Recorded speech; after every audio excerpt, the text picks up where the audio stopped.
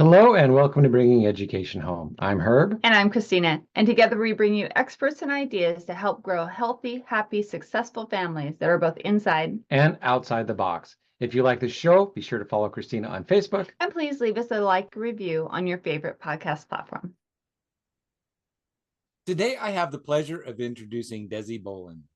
Desi is the founder and CEO of Virtually Sourced, an international virtual executive consultancy that helps business owners scale and clarify systems and freedom. Known for her straight talk approach to strategy, Desi transformed her own experience of burnout into a business model built around sustainable growth, helping entrepreneurs rise without running themselves ragged. Desi equips leaders with tools, workflows, and operational muscle to move from scattered to streamlined. Whether you need to solidify your core business structure, expand your visibility, or automate your back end, she meets you where you are and builds the pathway to where you want to go. With a powerhouse network of vetted specialists, Desi ensures her clients can focus on what only they can do while delegating the rest. Her approach combines her high-touch coaching with done with you implementation, so growth feels supported, not overwhelming. Whether she's hosting a high energy retreat, guiding a startup to its first six figures, or architecting $1 million systems, Desi brings momentum, precision, and heart to every project. Desi's superpower: building the structure so you can fully live within your genius without worrying about the details. Welcome, Desi. It is a pleasure to have you here at our inspirational summit, business summit today. What? I'm just so kidding. It is a pleasure to have you here today, Desi. All of that lead in, and I'm going to let you take it from here. Awesome. Thank you, Desi, for being here also. And all of that is happening with you in your life and in your structure. And on the other side of that is homeschooling and kids and living away from the hustle and bustle of things. And so I thought this was going to be a great conversation to bring to our families about how do you mix and match all of that? How do you make all that happen and still not go insane? Because you said you did it to avoid burnout. So Right. welcome. Yes, it's an absolute honor to be here. It's going to be a fun conversation. It absolutely is. Let's start with that first question of why did you decide to homeschool? What was kind of the impetus, or when did you decide? Why was that the choice? So, I mean, this is circling back to 9 years ago. We moved from Central California to a very, very remote, I call it a village. It's only 45 people. Me and my family make up 1/8 of that. And during the winters, we get up to 10 feet of snow. Schools run during the winter. So that's one factor. And looking back, I don't use 90% of what I learned in school. And I didn't want to subject my children to 8 hours of school with 4 hours of homework every day. Yeah, that completely makes sense. Wow. So your town, your village is even smaller than our current town. We're at about 700 where we live. But again, we're like, 45 minutes away from the big town nearby. Right. So yeah, exactly. And I love, that premise of, if I'm not using most of what I learned in school, besides it being difficult to get to school, why would I put my kids through some of the same kinds of things? And that's the Right. one thing we talk about with parents a lot is when you're looking at what's best for your kiddos, what are your priorities, your goals, right? Exactly. Right. I think a lot of it for me is letting them decide what they want to focus on. That's a big piece of it, because we don't follow a curriculum. We do, it's called unschooling. It's very much more Montessori style. It's learning through play. And to that end, I'm seeing incredible leaps and bounds in different areas, right? My son, he's 10 going on 11. He's definitely trending towards architecture, design, engineering. My daughter, who's 8, is my mini CEO. She knows all of my clients. She always comes and says hi when she's in my office with me. And the other day is so funny. She's like, "Mom, let me type those notes for you." I was like, okay, let's give it a couple more years, right? because I want them primarily focused on developing themselves before they dive into something that they may not want to do. And that's so important. You know, when we talk with homeschool families, a lot of them are like, oh, we have to have a curriculum. We have to have something to follow, etc. And one of the things we coach on a lot is let your child's passion help drive. You know, you can use a curriculum, awesome, but let the child's passion drive. I gotta what that's say, kind of based an around. 11-year-old boy getting involved in architecture and woodwork, that involves a great many talents. You have to know math. You have to be able to draw and write to sketch out your designs. There's critical thinking and creativity in that. So yeah, just and how many 11-year-old boys in school right now, 11 is what, 4th, 5th grade, get to experience that kind of creativity. And then if he wants to like learn stuff on his own and he can't, then he's got to learn how to read. And so he's got to learn how to read technical words and understand that. So yes, the education that he is going to get, just because it's like, oh yeah, I like to bang stuff with a hammer. And now it's like, oh, look, I can put stuff together with a hammer. And now it's like, I can cut things and now put them. It's like that play Drew now is into architecture and building and creativity. And that is an education. And if he only sticks with it for maybe another year or two and then finds another creative way to go, what is he going to be able to do with his foundation of architecture work? And it's like, oh, he's not playing us. That's like life critical. He can build a house now. I totally agree. It's fascinating because we bought him a ton of these little, connects, these little plastic connects pieces. And it's incredible what he builds out of them. He built a backpack that had wings that came out when he pulled a lever. And it's something that I would never be able to imagine up on my own. Yet he did it without instructions. He just sat down and did it. And he builds Jeeps and cars out of these connects and so many other different things. And it's heartening to see that in an environment where it's not really structured, because we don't want it to be structured. Yeah. And for those people who are not quite sure what we're talking about, Desi said she's unschooling. And that is, of course, without worksheets, without curriculum, without, it's not that they're not learning. It's just that they're learning through the play and through the experiencing of life. And that is different from homeschooling, where you are using a curriculum or you are using co-op and classes and things like that. So it's just a little distinction there. And then some people get confused with that word deschooling.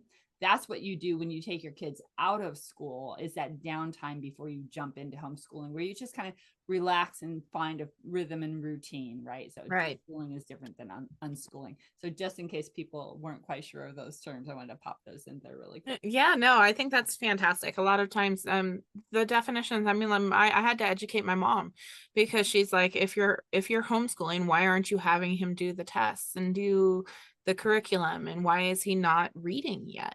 Right? He hasn't wanted to learn how to read yet. Okay. We're letting him pick it at his own time. Same with my daughter. And that's not to, I mean, we have done a state test recently, and it's really, really interesting because he's 90th percentile in every area except for 2, and they're both pertaining to reading. Yeah. So you can't say that he isn't learning if he's hitting that those higher marks, right? Exactly. Yeah. And then when, like I said, if he does get to a point where he's like, oh, I need to learn more about this and I want to read, he's going to devour it, because he has a point and a purpose to get to the other end of it and to get it right. So his reading is going to be exponential, and he'll catch up and probably surpass everybody within his age group when he finally starts. I don't doubt it. That's just the way human beings kind of work. It's like, it's awesome. And for those people who might say, uh-oh, that's a problem, that this kiddo isn't reading yet at this age, part of what Herb said is completely fine. And then the other part is, I know that, as a conscientious mom, you probably had his eyes checked and those kinds of things. There's no physical reason why he doesn't want to read. And there's no like learning stutters or nothing that's kind of looking like what is hard for him to do. So no, I mean, none of that, aside from not being able to focus on something except building for more than 3 seconds. No, there's no impediments there. Yeah, and actually, if you Exactly. look at our society, the national stats are that less than 50% of Americans right now can read at or above a sixth grade level. So if 50% can get up that high, that means a significant portion read even less than a sixth grade level. And we have a functioning society. So if reading is that important, how come it's not more thoroughly taught and emphasized in our schools so that we do have a higher literacy? Right. I definitely agree. And I mean, they see me reading all the time. I was reading right before we hopped on to chat. And I know for me, I was reading at a college level in kindergarten. And I'm instilling some of my reading and what I enjoy about reading in them, yet they need to discover it for themselves. Yeah, that's the beauty of that unschool model. Yeah. Yeah. Now jump over to your daughter. You said she's your little mini CEO. She really, really likes either watching you or helping you do things, right? So how do you think your business is impacting her in that unschooling kind of way? Oh, I definitely see how it's affecting her. I mean, a lot of times I'm in my office. I'm in my office every day. And there are certain rules that we have in place because they know I have so many meetings. Most of the time they're not in here. Yet when I am able to go out or I can hold a meeting with them in here, she's very in it. Like she's over there writing notes. She's over there just looking at the camera and seeing what I'm doing. She's hearing how I'm talking. I think that's the biggest piece. She's hearing what I'm saying and what I'm teaching and coaching others up to be. And she's instilling pieces of that in her. Yeah, she's that little sponge she's absorbing right now. And Right. I actually got the pleasure of meeting your daughter on one of our meetings, and it was just adorable. She's like, "Oh, well, what about this?" And yeah, it was great. And Oh yeah, I know. I think my daughter's there in the reading space. She's like, every other day she asks me, when can I start learning to read? I was like, whenever you want. And then she goes back to coloring. So eventually she'll pick it up. yeah, she'll pick up that book. Yeah. Oh, because earlier we were talking and you said she wanted to type up notes. Now I understand that she can't read, so that makes it okay. Now I understand that. Yeah, so no, inside joke between you two. Okay. Not quite there yet.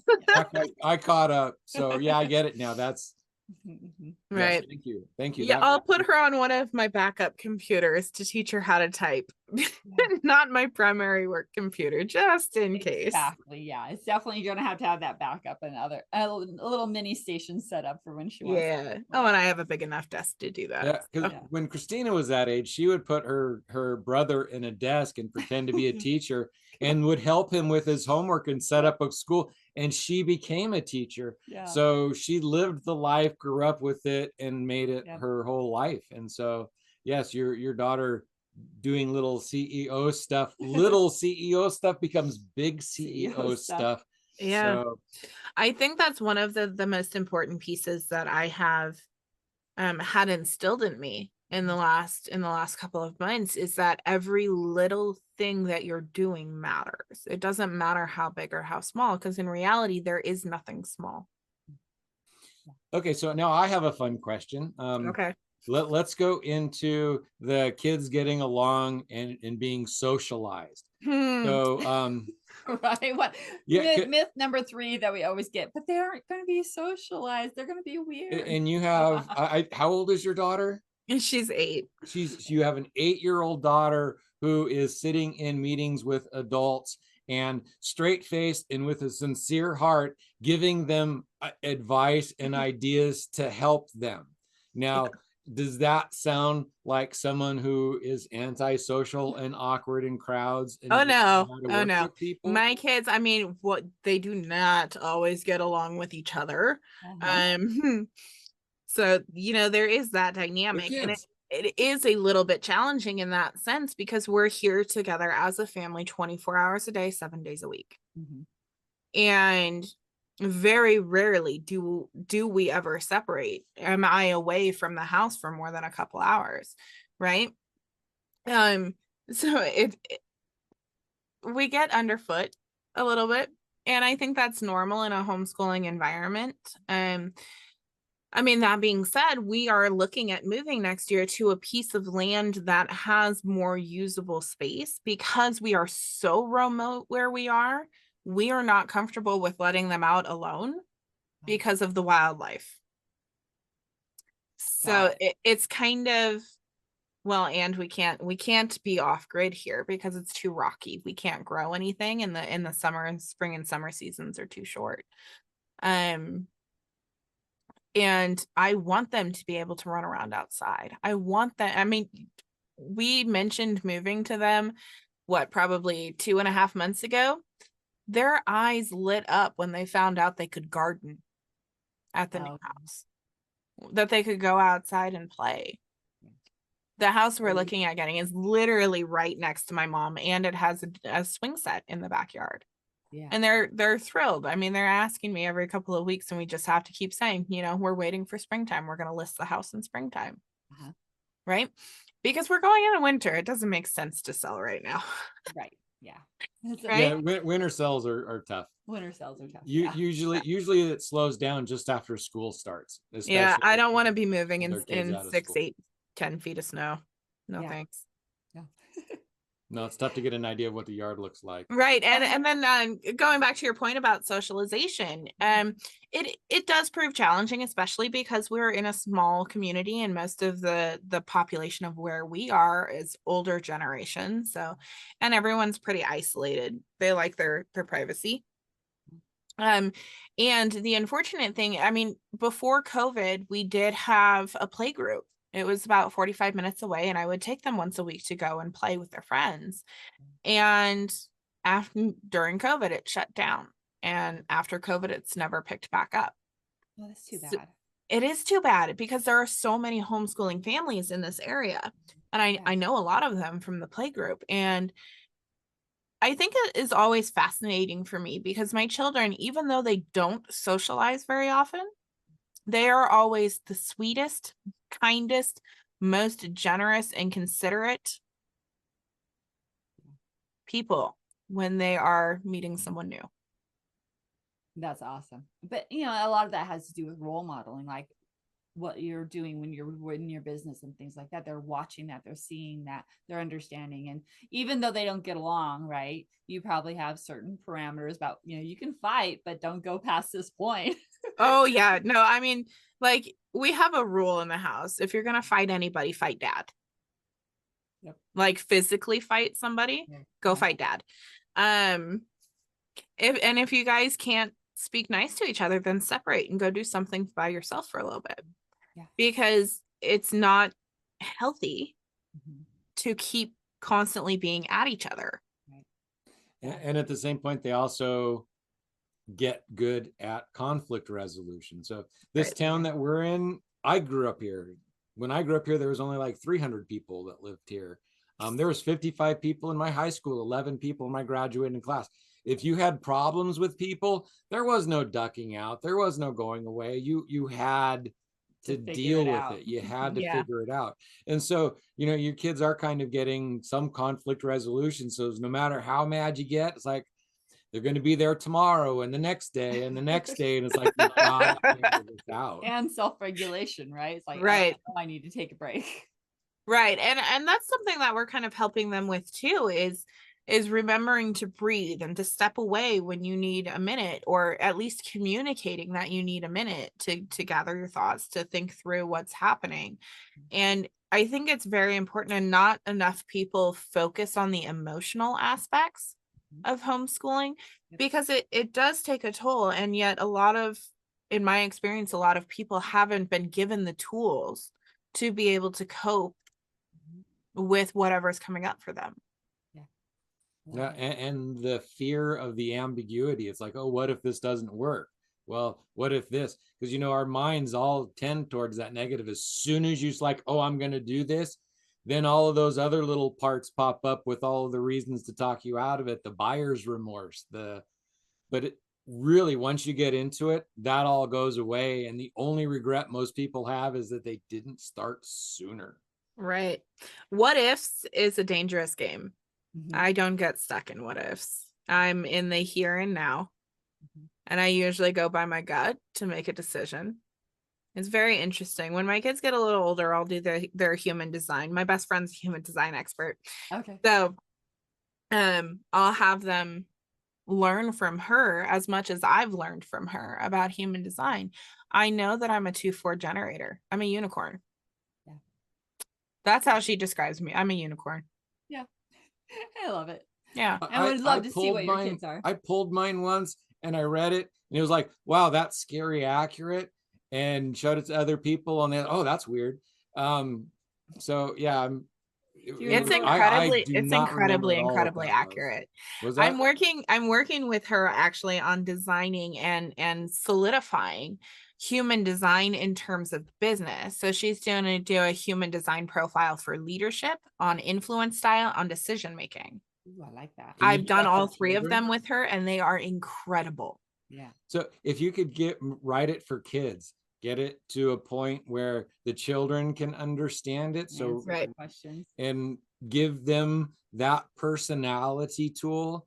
I like to work with the MBTI because it's like, oh, you're an introvert. Awesome. That means that you're comfortable here and you're not comfortable there. And he's like, yeah. I was like, I want to do that. It's like, okay, cool. That means we need to build the tools to do that. Though, right? These other people that are naturally there, they need to build the tools to do these things that you want to. So it's like, and now if you can add in the human design with that as well, because that also gives you like ideas for purpose and for ways to move forward, not just this is how you operate, but this is what would make you feel better moving forward. Am I generally correct there? Oh yeah, you're generally correct. Okay. And it is if we could get that to earlier and get it to the kids level as well. So if a parent has it with kids, do it together at their level. That could give so much benefit to moving forward with education as well. I think that is a really, really powerful idea. I have a meeting with her every Friday. I'll bring it to her. And you got the kids that your little CEO girl, by the time she's ready for it, can take and run with that. So right. And I think human design is it. You're right. It is scary how accurate it is. Right. I mean, like, I don't really believe in astrology and the signs and all that. Human design is something that I believe in and I fall back on because it is pretty much written in law. Like, this is how you are. And I think there's a piece in that truth. And I think if more people were utilizing it, if kids were able to understand it, no telling what would happen, but I'm sure it'd be something incredible. One of the things we like to talk about a lot when people are talking about personality tests and things like that is that it's not to label and put them in a box. Instead, it gives you that platform of where they're probably going to be successful and then how to build those skills and character traits on top of it to move forward and propel them forward. So yeah, I can see a lot of great stuff coming. Because so many people are really good at something and it just comes so natural and it's so easy that they discount it. It's like, that doesn't mean anything. That's easy. To be successful, I have to do this hard stuff over here. And it's like, you have these strengths. Let's go that direction and then like fill in tools. Stop talking about me like that. No, I constantly. Whenever it comes things that I say is, why does success have to be hard? Right. It can be. Because money doesn't grow on trees. Money is trees. Right. Well, actually, it's cotton mostly, but still. Right. All right, we've gone down that wonderful rabbit hole, but I am curious now, how do you and your husband kind of work things out around homeschool? I know you don't have a specific curriculum, but are there certain things that either like subjects and ideas that you kind of take and elaborate on? Yeah, what does your husband do to beat up your kids? Oh yeah, well, I can speak to this. So I have always been the book smarty one. I graduated with a 4.25. I have a degree in medical coding. Never used my degree in medical coding, hence homeschooling. And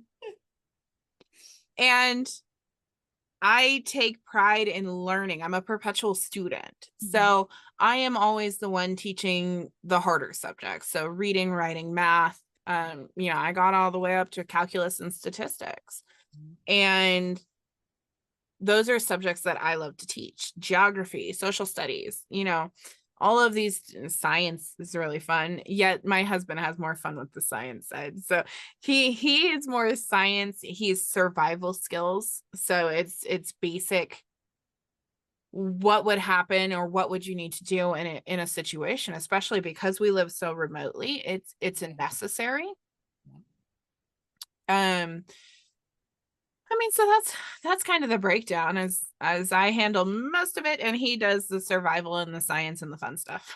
Yeah, I described it differently. It's like I said, I'm safety. It's like we've disagreed a couple of times, and she always gets her way unless it's a matter of safety. And if it's a matter of safety, then I'm top dog there. And so yeah, I completely understand what you're talking about, because safety is a different level, and then everything else. Yeah, love that you talk about that so naturally, and that's kind of like was my framework as well.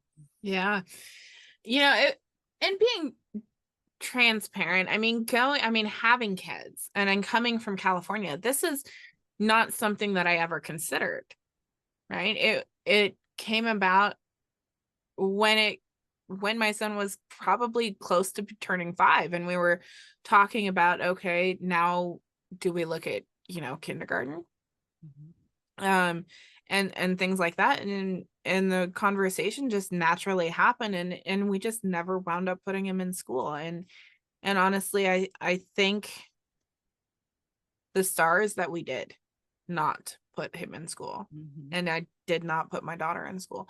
The craziness out in the world right now, the bullying that happens, the overcrowding in the classroom, it's just, I don't think it is benefiting anybody. And how could it?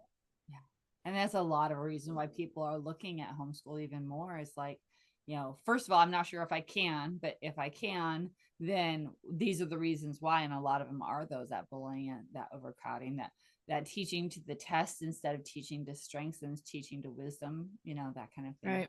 Yeah, absolutely. So how much time do you spend a day, a week teaching, doing the reading, writing? Because you said that you taught the reading, writing, and arithmetic. Right. So when it comes to like those skills, it's not structured. So it's allowing them the permission to come and ask me to learn something, rather than structuring time to teach it.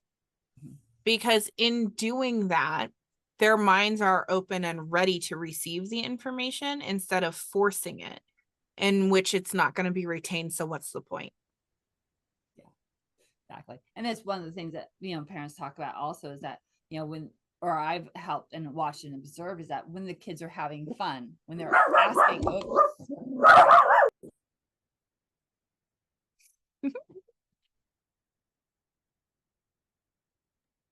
sorry about that. Oh my God. No, it's okay. My little dog down here, he's cocking his head. He's like, what is that? That's right. Okay, we're on camera. Stop. We might have to actually edit this episode. No, we won't. That'll be fun. Oh my God. Oh no, it's fun. Keep it in. Because we have this one that's always on our lap too. So yeah. So yeah, working with parents, those who've had like kids who were bullied or whatever, because that's kind of where we were talking about, is that once the child got home and was able to relax and not have those things happening, then the learning came really, really easily. And to your point of, when they ask for it, when they want it, when they're having fun with it, that's when it's retained.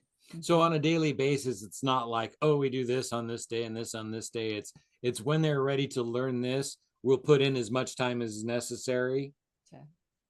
And then when they're ready to go on, oh, I have enough for now, and they move. Is that how that works? Yeah, usually, I'll teach them a few things, or I'll spend 10, 15, 20 minutes teaching them something. And then when their brains start to wander, and I can sense that it's starting to wander, they're fidgeting too much, they're not paying attention, they're wanting to run around, right? Because their energy levels are bubbling over, which happens in a homeschooling environment is that they have the option to play. They want to go play usually. Oh, it happens in So yeah, schools it's too, 10, and they 15, have 20 the minute option of going increments. on Ritalin to sit their butts down. Yeah, no, my brother did that. I'm not gonna do that to my kids. So that's another thing. I mean, I don't put hardly anything in my body unnatural or man-made. So it's really just, how can I deal with something that's coming up in a natural way? And I think that that's really important too. But nutrition is one of those things that we do talk with parents about as well, right? Because whenever you are home, you get to actually control what they're eating more, because we've done the research and the studies at school that a lot of the school food is full of sugar. Oh yeah, it's full And of that sugar. doesn't It's not, have it doesn't have the dietary needs of kids. And it's crazy how many children are burning out because of the rigorous things that they're having to do in order to just graduate, and their dietary needs aren't being met. Yeah. So Right. yeah. So moving forward, a lot of people are like, oh, what about high school? They have to learn so much more. Are you pretty much set that you're going to homeschool all the way through? Or Oh yeah, we're going all the way. I mean, as they get older, I mean, if they hit 16, 17, 18 and they decide they want to go to school, I mean, that's a conversation we'll have. Yep. And ideally, no, we're not going to. Ideally, we're going to homeschool all the way through, and they can decide if they want to go to college. Right. Or tech school is my preference. Yeah. Right? Absolutely. Yeah. Well, if they're homeschooled all the way through, then college isn't going to be actually probably necessary. Unless they want a specific degree for something. And if they want a specific degree and they're homeschooled, they could probably go to the library and spend $5 and get the degree themselves in like 6 months or a year, instead of spending 4 years messing with it. So, because at some point it becomes about getting the information and not about getting the grades. And college is more about getting the grades. But if you just know you need to know it and you don't care about the schooling and the grades, then it doesn't matter. Right. I know, well, I work with a lot of companies, and it's crazy because a lot now, I mean, we're in the day and age where a lot of companies aren't even looking at degrees. They're looking at people who have the skill sets, the talents to get the job done, more than the certifications and the degrees. Obviously, there are jobs that require it, legal, medical, the larger ones. And in a lot of cases, it's like, why even spend, $100,000 to get a degree that you were probably not going to use? I mean, my degree is an associate's degree, medical coding and billing. I have never once used it. And I got my degree in a year. So I went through it very rapidly, and secured that and got certified in it. Moved up here, tried to get a job in medical coding and billing, and they wouldn't let me do remote. So I was like, this isn't going to work. Right? Yeah. I love how the pendulum seems to have swung back, because for so many years when we came out of college, that's all the companies wanted. You have to have your degree. What's your degree in? Right. And now hopefully, if you're saying it's swinging back to those skills, that's amazing. I had a degree in business administration with a concentration in management, and I worked at a small electronics firm called Intel. And inside of Intel, you had to have a degree to go into you had to have a engineering degree to go into management. You didn't have to have a management degree to go into management. So it was really, really weird. His manager actually had a science degree in, what was it, marine biology. It's like, because it was a science degree. How is that helping you manage people in a fab in Intel manufacturing place? So sometimes those adherence to structures that we grew up with were kind of crazy sometimes. Yeah, and that's why everybody was like, "Oh, you have to go to college." It's like, no, you don't. You really don't. And Christina, to your point, I really do think the pendulum is swinging back that way. I mean, that's what I'm seeing in the companies that I'm working for, and even hiring for my own company. I'm looking at the skill sets and the talents and the wherewithal to actually get the job done more than a credential. Right now, a bad carpenter's getting like $150 an hour. Right. Good carpenters skyrocket. So in architecture, somebody who plays with wood, it's like, why would you want to sit and code at a computer if you're an antsy guy when you can go bang a hammer and make a couple $100 an hour? Right. Right. And I think it's definitely the whole way we have everything structured. It's definitely, I think, fostering an air of knowing your worth. They know that I value myself at $500 an hour. And if I'm going to meet with someone, you can bet I'm going to charge them if they're asking for business advice. If I'm meeting with a friend, I'm not going to charge my friend to meet with them, right? And it's giving them an early introduction to expectations of yourself, taking accountability and responsibility for what you're creating.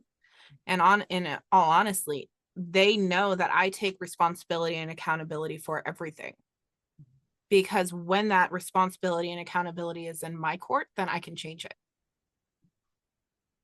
And I'm instilling that in them. So I think in homeschooling, I think there's a stronger foundational piece that's going to propel them forward in life a lot faster and a lot further than anything in school would do. And even if you're not perfect at it, and even if you're not getting it all right, you're be doing better than the school system, and you'll be doing it with your family instead of letting the school raise them. It's like, man, they're there, you're there. It's like there's not 6-8 hours a day where they're out away from you. It's like it's your family. They're there.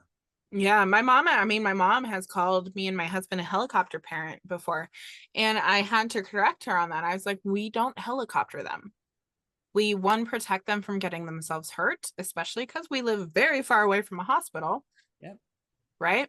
We gently guide them on what they're trying to do. We give advice and ideas for something they're thinking through. I mean, outside of that, though, they're left to their own creativity and what they can imagine. Yeah. So let's jump into you and your business a little bit now. Let's talk about that for a few minutes. When you decided to become the CEO and do the virtual digital, mostly because of where you are and how you have to live, right, and make your money. But was there anything that really said, I want to set up this kind of business that might be a great model for my kids later in life, or anything like that? Funnily enough, no. Yeah. No, there wasn't. I mean, my daughter was 5 months old when I started the company, so she has literally been around it her entire life. Yeah. And when I started, I was a regular virtual assistant. I was just stepping in and helping on projects where I could. I actually just fired one of the clients that were one of my original clients. I worked with him for about 7 years. Mm-hmm. And I'm like, the breaking point on that for me, though, is he called me a virtual assistant. And I said, I'm not a virtual assistant. I'm an executive partner. I'm at a much higher level than a virtual assistant is. Yeah, you've grown. Right. And there was this distinction there that he would not get. Yeah. And I think giving myself permission to let people go when it no longer serves me or the mission that I'm out to do is something that's really important. And I know that my kids are being exposed to that as well. And a lot of times in the corporate world, because I have 10 years corporate management experience as well, I got promoted to management when I was 17. So there's a lot of aspects in the corporate world that would not allow you to step into the creativity, that would not allow you to implement your ideas. And in all reality, it actually stifles your ability to grow. Yeah, that happened at Intel a lot too. I cannot tell you how many times I was shut down in my ideas when I knew it would. So at the end, I was like, I'm just a face for this company and I'm not going to do it anymore. I actually sat down and wrote down a program and streamlined some code and started using it myself in the job that I was running, and it made it easier. And I told my boss, like, hey, can I show this to the other guys? And they, oh, sure, let's make it a project. I want you to write up this thing about expectations and what it's going to be. And then you got to set up your 6 month tracking criteria. And then you have to create. And I'm like, dude, I already did it. I'm done. I'm not going to do all of that. Not It's like, but again. you need to do all of that. I was like, You have to do it Nah. and document it. so yeah, Right. Or they take your ideas that are brilliant and use them for themselves. They take credit okay. for it. So I told you about using the disc thing and taking it down to the children. I hope you take that. I hope you make a lot of money off of that. It's not about that for me. Human It's like, design. hey, you know what? This stuff is easier and it's going to make the coworkers' jobs easier. Let's do that. I don't care about the money. It wasn't Right. about that. So Right. I don't care about the money either. My mission, why I'm here and why I'm doing what I'm doing is to love on, serve, and support as many people as I can. My mission is to impact millions of lives. And how I do that is not worrying about the money. Exactly. And it's by raising The kids money who are comes when you stop self-sufficient. worrying about it. Yeah. Yep. And raising kids who are self-sufficient, who are going to be able to go out in the world and be creative, awesome little souls. when you go, Right, and oh, they can- wow, that would be really great for kids in society, and you go about doing that, and then you start making, it's like money too. Awesome. Right. And I think with just this lifestyle, I think it's definitely creating and fostering the tools in them to create a job out of anything. Mhm. Right. Basically not being stifled or having to rely on what typical schools are training the next generation to be, which is industrial factory workers. Yeah. Right? They're trained to go into corporate America. And we don't have industrial factories anymore. So No, we don't. We need the creativity and the critical thinking that they're learning instead. Yes. Yeah. yeah, our education system is actually designed to start erasing the creativity and create a uniform society Right. instead of a cooperative growing society. So crazy. Right. I don't know why I just thought of that, but that's an interesting book. A book? Yeah, our education is based on The Prussian Island. military model. Yeah. Yep. The Island is the books about dystopian societies. I definitely see parallels. Mhm. But And the pendulum is swinging. The pendulum is swinging. We're working on it. We're trying to spread the news through There- this podcast. There's a It's lot like, of come on, there's a parents, let's do lot of this. things changing. There's a lot of really good stuff in with a lot of the really That crazy is stuff. happening. But the pendulum is swinging and the light is becoming brighter. So I see it Right. in the Well, future. I would say I meet a lot of people. I mean, this last week I've had 46 meetings. Yeah. Okay. And it's fascinating whenever I share that I homeschool, I either get one of two responses. I'm doing it too. What do you think of it? Yeah. What tools are you using? Right? You know, elevating each other in the pursuit of fostering this next generation of creatives. Or You're I crazy. love that Why you're are you doing that. What? Oh, I've even heard that from teachers. I love that you're doing that. Yes. See? Yeah. Mhm. Yep. I've had teachers tell me the school systems are crazy Mhm. and I am proud of you for doing that. And that is a message that we need to have more parents here, because that's our one of our other myths is that, like, I can't be a teacher because society and so many people said that you have to be a teacher with a teaching degree to teach. Nope. And I'm here saying Literally all I do every year is go down to my superintendent's office and fill out a paper. I write my son's name down and sign it that we're homeschooling. Yeah. Next year, my daughter will be included on that form because you don't have to file it until they're 9. So oh, some of our Washington's later than a lot of other states. Yeah. Okay. Yeah. Because a lot of other states are 7. I'm saying if they're in the school system, and sometimes it's hard to get them out, because for every teacher that says, good on you, I'm glad you're doing that, they've probably been teaching for 15 years or more. And other than that, the school is going to be, no, you can't do them. You can't pull them out. what about this? We'll have to do this. And they scare the parents so with much. all of the stuff that they're going to have to do, that they freak the parents out. And then they do, because so while you What's there might to hear get freaked that out inside about? of the school system where we are, it's like even at our local school, the homeschool liaison just doesn't care and says, oh, well, they'll all be back in high school because this just doesn't work. And that's the homeschool liaison at our local school. And it's a charter school, and that's don't get us in trouble. We're in a small town. I'm not, not a 48 town, small town. 45, yeah. 45. One thing I will say, one positive thing that I have seen come out of COVID, aside from the remote work, luckily I had started remote work before COVID, Right. yet the other positive thing that I am seeing out of it is the boon for homeschooling continuation after COVID ended.